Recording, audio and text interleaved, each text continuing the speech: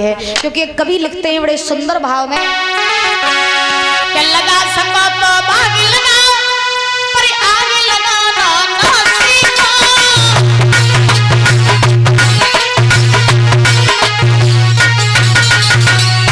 कवि कहते हैं लगा सको तो बाग लगाओ पर आग लगाना।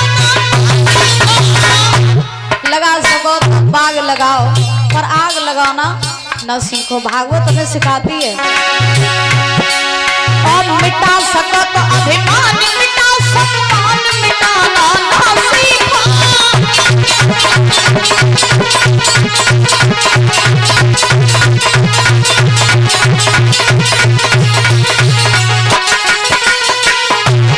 बोलो मिटा सको तो अभिमान मिटा सम्मान मिटाना न सीखो। इंसान हो, भगवान ने तुम्हें ये सुंदर सा शरीर देकर के इस धरती पर भेजा है, तो इसका कहीं तो उपयोग करो सही जगह। इसे कहीं तो सही जगह लगाओ। लेकिन हम क्या करते हैं, इसकी बुराई उसकी बुराई, जाको बुरो बाको बुरो, दुश्मन तेरे सत्यानाश ही हो जाए, तेरी औलाद मरे। आज आदमी सबसे पहले दूसरे को सत्य ही ना करते। वो तो भगवान ने तो नी को बनाए दो कि महाराज कहवे तो कुछ होत नहीं, अगर होन लगतो तो आदमी रोज सवेरे एक को सत्यानाश करतो।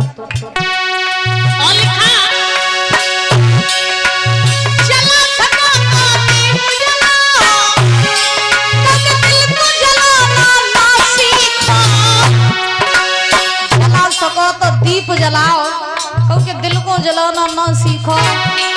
और कमा सको तो पुण्य कमाओ, पाप कमाना ना सीखो।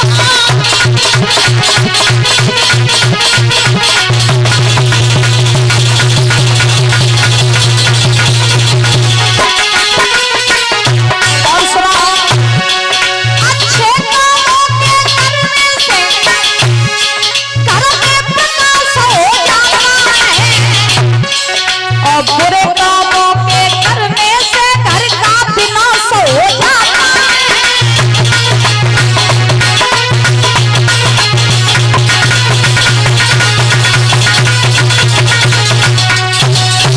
अच्छे कामों के करने से घर में प्रकाश हो जाता है, और बुरे कामों के करने से घर का विनाश हो जाता है। तो कहने का अभिप्राय हमारा ये है, कल भी मैंने बताया था, भागवत सुनने वाले दो चार ही लोग आते हैं। अब आज के जमाने में कौन कथा सुनता है, कौन मानता है, बताओ परीक्षा जी महाराज। कोई मानता सुनता है?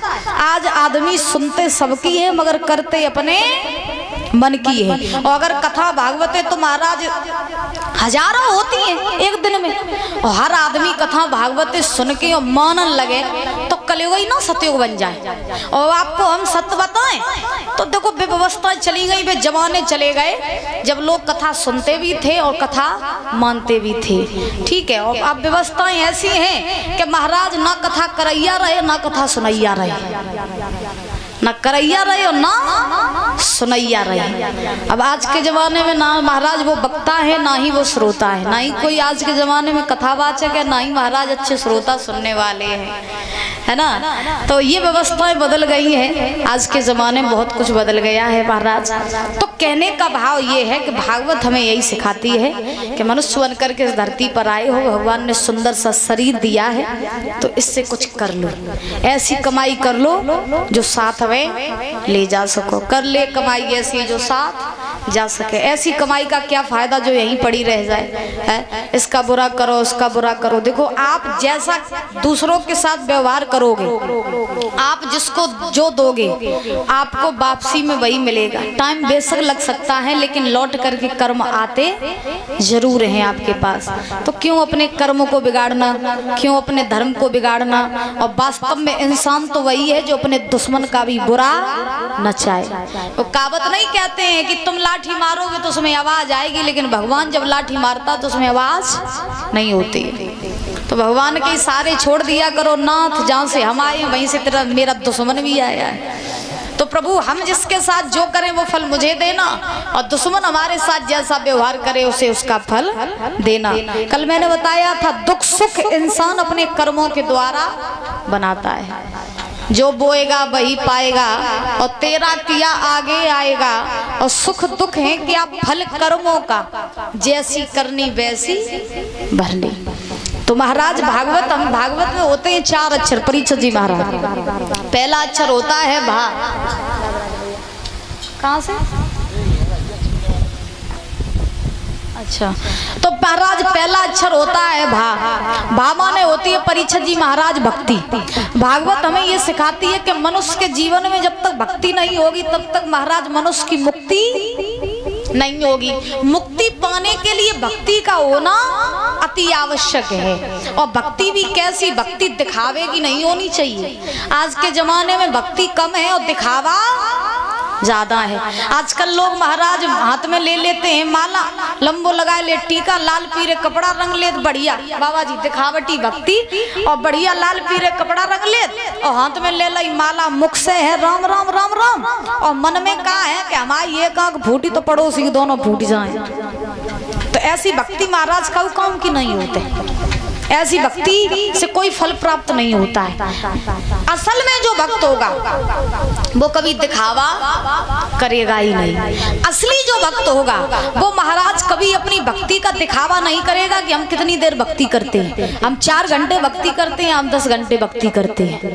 याद रखना, क्योंकि कभी कहते हैं 4 चीजें हमेशा गुप्त रखनी चाहिए मनुष्य को अपने जीवन में। कितनी चीजें परीक्षित जी महाराज? परीक्षित कहाँ खोई है हो ना, इन पे हमें लगा ही हो सुनाई कौन दे, तो माइक ही नहीं, माइक की आवाज ही नहीं सुनाई दे। दिव्या पुत्र तक तो लोगों ने सुन ली हुई है। अपने जीवन में इंसान को 4 चीजें हमेशा गुप्त रखनी चाहिए। दादा, ये बचपन में मेरे दादा ने मुझे सिखाई थी। कौन सी बात? एक कवि कहते हैं भोजन भजन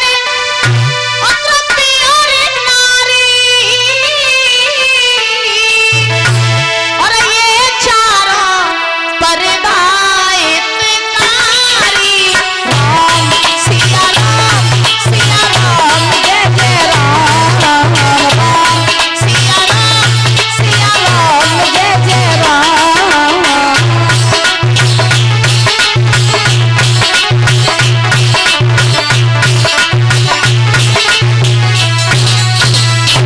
भोजन भजन द्रव्य और नारी, और ये चारों पर्दा हितकारी।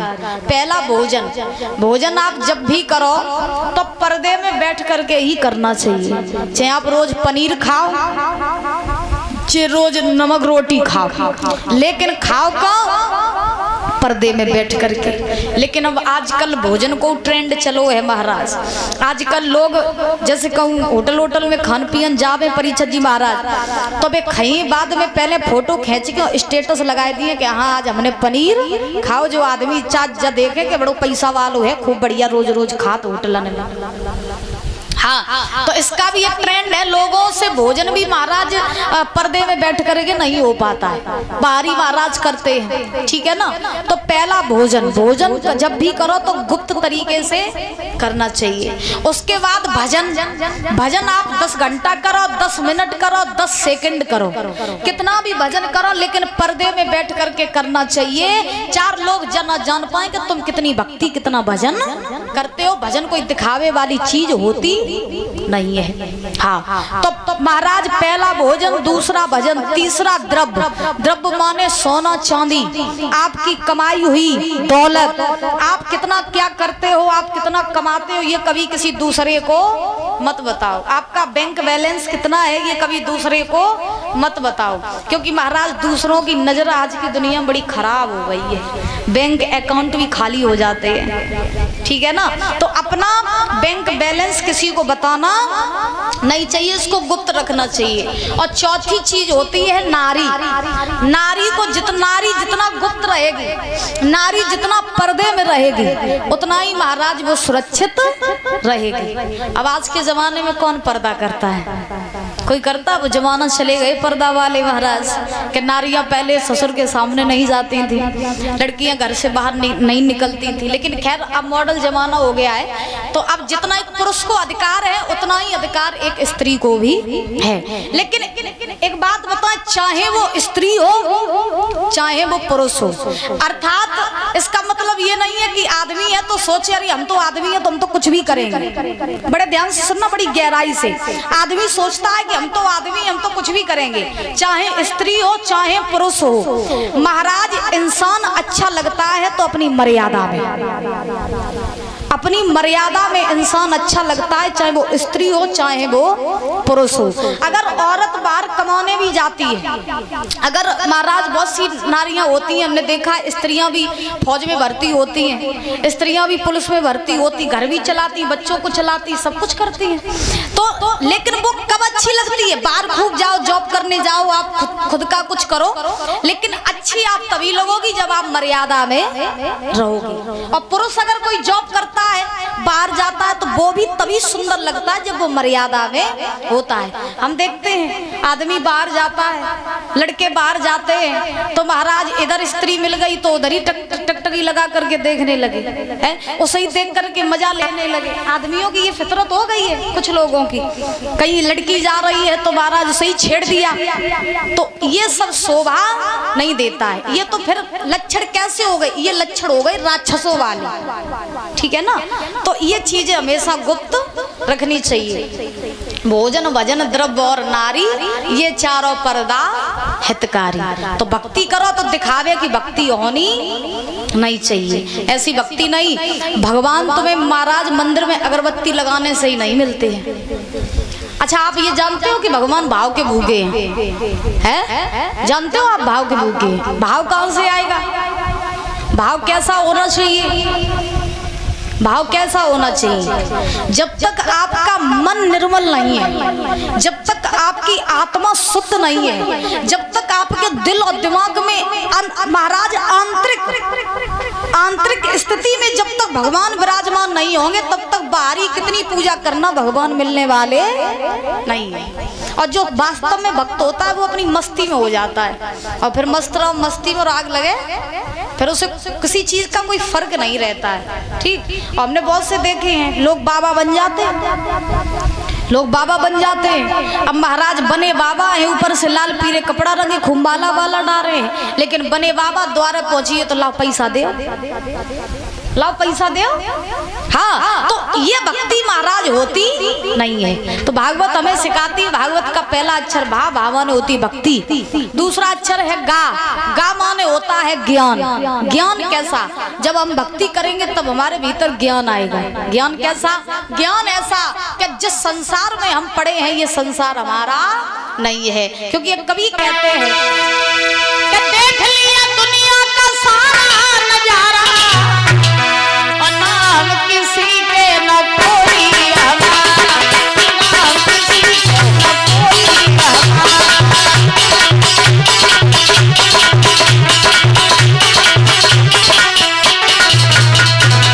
लिखा मतलब से भैया यार पुकारे,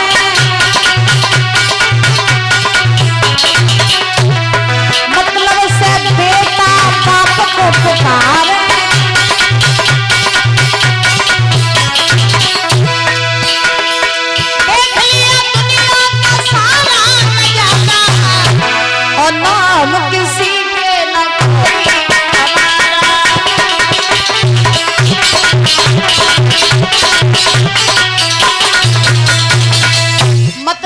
भैया यार पुकारे और मतलब से बेटा बाप को पुकारे, और देख लिया दुनिया का सारा नजारा, ना हम किसी के न कोई हमारा। दुनिया में कोई काऊ को नहीं होते हैं। आज की दुनिया में लोग आपके तवहीं तक हैं जब तक तुम्हारी जेब में पैसा, और ज्यादा ना पैसा खत्म भाव ताइदरा महाराज, अब रिश्ते नाते सब खत्म हो जाते। परीक्षित जी महाराज, तुम्हारी बुढ़ापे पे सेवा तवहीं तक हुई है कब तक? जो तुम्हारी जेब में हुई है पैसा तब तक। पीछे दादा, जब तक तुम्हारी जेब में पैसा रही है, जब तक तुम्हारे नाम जमीन जायदाद रही है, तो लो लड़का बहुए तुम्हारी सेवा करिए और ज्यादा जमीन जायदाद लड़का के नाम ट्रांसफर भाई। और जो जेब में तो पैसा खत्म भाव हाथ पाए काम कर वो जैसे ही बंद करे तैसे ही महाराज खटिया उठाए के और डाल दीजिए मड़ैया में। तो आज की दुनिया में सत्य बता रहे, आज की दुनिया में जीवन जीने के लिए इंसान की नहीं बल्कि पैसे की जरूरत होती है। और बुढ़ापे में महाराज लोग ये कहते बुढ़ापे को सारा बहु तो लड़का है, हमारी तो बहू है, लेकिन तुम्हें बताए दे बुढ़ापे को सारा तो पैसा ही है। और हम तो सब डुकरा डुकरियन तो जई का क्या जो लो मन न जाइयो तो लो जमीन ज्यादा लड़का के न होंदी हो। ईमानदारी की बताए रहे, जो लो मन न जा तो लो अपने हाथ मुट्ठी में कछु करे रहियो, जो लड़का बहुए तुम्हारी सेवा कत रहे। और जब भूल में न रहियो कि अपने लड़का को सब दे दे, हमारी बुढ़ापे पे सेवा खुशामत हो या रोटी मिले, कहूँ रोटी नहीं धारी है। हाँ पैसा है तो लो रोटी है, पैसा खत्म तो रोटी खत्म। फिर जाओ और का बहुए लड़का जो सड़ो डुकरा है जब पहुंचाओ खटिया जगह पहुंचाओ मड़ैया खेतन में जो लीला रखाई है जाए डुकरा तो लीला रखे काज पहुंचाए दो जा तुम्हें खेतन में। हाँ तासो हम तो कहा हिसाब से रहो भैया, बुढ़ापे पे हाथ मुट्ठी में इतो जरूर करे रहियो जो तुम्हारी परे परे ने को उतरा है, ठीक। और हमें तो बेचारे डुकरा डुकरिया कोई तरस लग रहा था, अब नहीं तो बेचे कहूँ चंत बिंत रही और डुकरा डुकरिया बेचारे उनकी खटिया उठा के पहुंचाई दी जात खेत में, हमें बड़ो बड़ो लगत करे। तब कई सो हम जकात करे कि महाराज जो लो जिंदा रहो तो लो कछु अपने पास पल्ले करे रहियो। बोलो राधे राधे, जोर से बोलो। तो देखिए अब ज्ञान हमें इस बात का आएगा कि दुनिया में हमारा कोई नहीं, और दुनिया में अगर सत्य है तो वो है सिर्फ और सिर्फ परमात्मा। और जब हम महाराज परमात्मा को जान जाएंगे तभी हमें ज्ञान हो जाएगा। उसके बाद में भागवत का तीसरा अक्षर है बा। बा माने होता है महाराज बैराग। बैराग माने कि जब हम परमात्मा में लीन हो जाएंगे तब अपने आप ये संसार से मोह माया दूर हो जाएगी, और जब मोह माया दूर होगी तब हमारे भीतर महाराज तपस्या जागृत होगी। भागवत का चौथा अक्षर है ता। ता माने होती है तपस्या। जब हम वैराग्य धारण करेंगे तब अपने आप हमारे भीतर तपस्या की लालसा उत्पन्न हो जाएगी। फिर हमें ये लगेगा कि जी ये संसार मेरा है ही नहीं तो हम यहाँ रह के ही क्या करें, तो हम अपने आप तपस्या करने के लिए वन में भागेंगे। जैसे हमारे ये मौनी बाबा जी है, अब इनका घर भी होगा, इनका परिवार भी होगा, लेकिन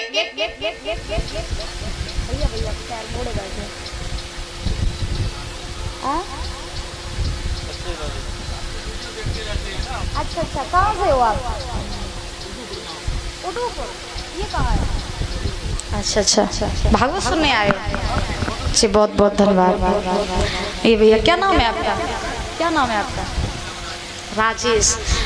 हाँ ठीक है, राजेश भैया उदयपुर से ये 101 रुपये देकर सम्मानित कर रहे हैं, बहुत बहुत धन्यवाद है। कामना करेंगे सुख शांति प्रदान होती रहे, धन के भंडार भरे रहे। बोली वृंदावन बिहारी लाल की। तो जैसे हमारी मोनी बाबा जी है, तो मोनी बाबा जी अब एक तरीका से तपस्या ही कर रहे हैं। अब आप लोग तो उनकी हंसी उड़ाते रहते हो कितने अच्छे सच्चे तो संत हैं और आप लोग देखो हंसी उड़ाते हो नहीं, लेकिन कोई बात नहीं, आनंद आता है जब बड़े बुजुर्गों के साथ में बैठो, संतों के साथ बैठो। तो जब तक जीवन में आनंद ना हो तब तक महाराज आनंद आता ही नहीं है। तो ये भी एक तरीके से तपस्या ही कर रहे हैं, ठीक। अब देखिए रही बात कलयुग की दादा, तो हम आपको सत्य बता दें कि आज के जमाने में ऐसे दो चार ही लोग बिरला होंगे जो महाराज तपस्या करेंगे, वैराग्य धारण करेंगे, मोह माया छोड़ेंगे मोनी बाबा की तरह। और हमारी तुम्हारी बात करी जाए तो न तुम छोड़ पे न हम छोड़ पाए मोह माया है, क्योंकि तुम लोग भी मोह माया में फंसे और हम भी मोह माया में फंसे। जब हम एक शास्त्री होकर के कथावाचक होकर मोह माया नहीं छोड़ पा रहे हैं तो आप लोग कैसे छोड़ पाओगे? क्यों सी हम खुद फंसे कि नहीं फंसे? अब हमें महाराज मोह ना हो तो हम परिवार में काहे फंसे होते, और माया को लालच ना हो तो 7 दिन हमें बैठ के चिल्लाए काहे रहे होते। भाई सोचने वाली बातें हैं। तो हम खुद मोह माया में फंसे और हम देखो कभी नहीं कहते कि मोह माया छोड़ो। आज के जमाने में मोह भी जरूरी है और माया भी जरूरी है, क्योंकि अगर माया नहीं होगी तो मोह नहीं होगा। माया से ही मोह आता है। वे जमाने चले गए जब महाराज तुम्हारे घर में एक रोटी होती है, पड़ोसी भूखो बैठो हो तो करे तो तुम आधी रोटी अपने पड़ोसी को खवाए देते और आधी तुम खाए लेते। तो वे जमाने चले गए। आज की दुनिया में भैया भैया में ऐसो है कि एक भैया दूध रबड़ी उड़ाए रहो तो एक नमक रोटी खाए रहो, तो वो दूध रबड़ी वालों जन ही सोचे कि लाड ने हम अपने छोटे भैया को दे दे। चुप्पा कुन्ना में बैठ के खाई लिए।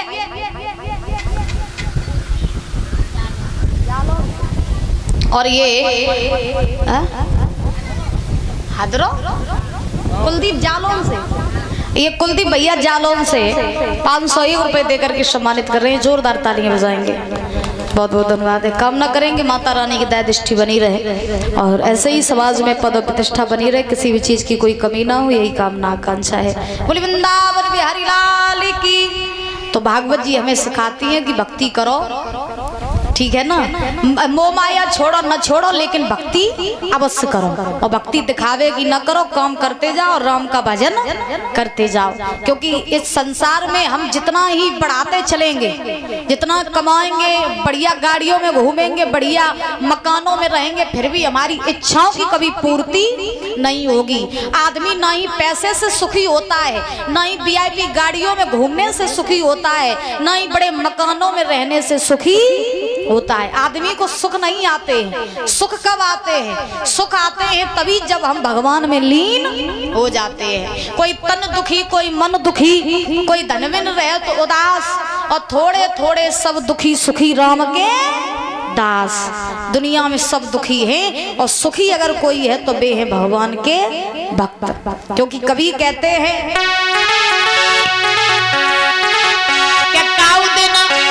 और जिंदगी धोखा और ले जाएगी ता सो कर ले भजन